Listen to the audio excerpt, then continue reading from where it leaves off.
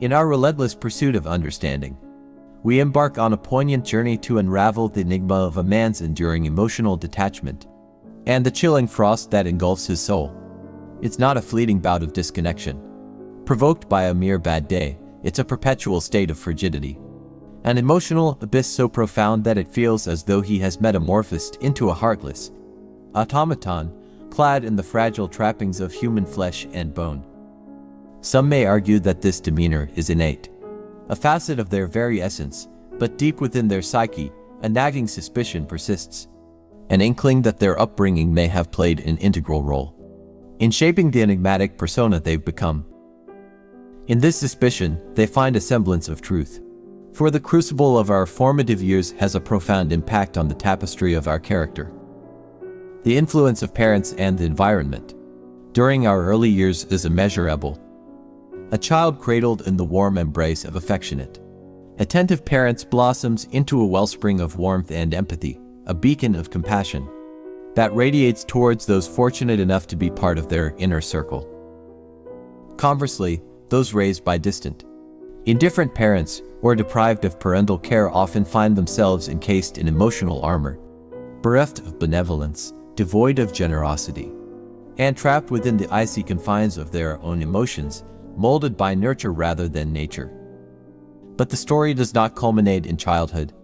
As discerning individuals like yourselves are aware, traumatic events possess the power to reshape the very contours of our psyche. These harrowing experiences give rise to what I term counter-biases, wherein one's attitudes and behaviors shift diametrically in opposition to the traumatic source. It's a survival instinct, a defense mechanism against the harrowing prospect of reliving the torment. Imagine a near-drowning ordeal in the vast expanse of the ocean, a heart-stopping brush with mortality that might induce a lifelong aversion, even to the shallowest of pools. Contemplate a severe burn that could instill an unwavering dread.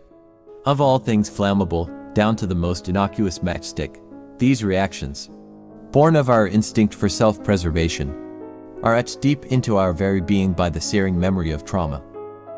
Similarly, a man who has lavished his affection and intimacy, only to have it ruthlessly torn asunder or betrayed, often constructs an emotional fortress. He retreats into an avoidant attachment syndrome. Recoiling from the vulnerability of emotional closeness, he shields his heart, a defense against the specter of recurring traumas and the gnawing pangs of underlying insecurities. Consider the man who once cherished an unbreakable bond with his parents, only to lose them tragically in an unforgiving twist of fate. Reflect on the soul who nurtured a friendship so precious, only to see it crumble in the wake of jealousy's corrosive touch. Ponder the individual who poured trust and love into a woman, only to have that devotion irrevocably shattered by an inexplicable act of betrayal.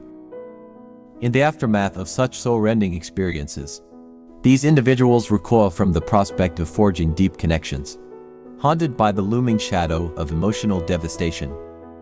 Yet, not all men retreat into the abyss of emotional isolation after trauma.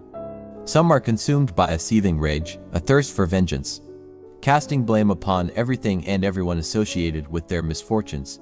They become champions of the victim mentality. Beneath the weight of cold-heartedness lies a man yearning for authentic emotional connection, though he may never openly acknowledge it. For we, as humans, are bound by our innate nature, a profound need for love and belonging. Even infants, devoid of comprehension, instinctively crave physical touch and affection for their very sustenance. The path to reclaiming this facet of humanity is a grueling odyssey, demanding time, maturity, and answers to unresolved, deeply personal questions. Pain, as we all know, serves as our most profound teacher. Scars from injuries, moments of destitution, pangs of hunger, and the searing heartbreaks. These are the crucibles in which our character is forged.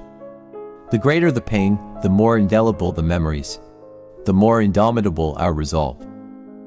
In conclusion, the enigmatic emotional detachment and apparent coldness in some men may be a defense mechanism, a facade obscuring their innate longing for connection and love.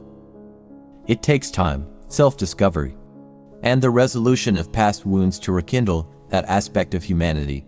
For pain is the catalyst that leads us to profound self-understanding. Thank you for your attention.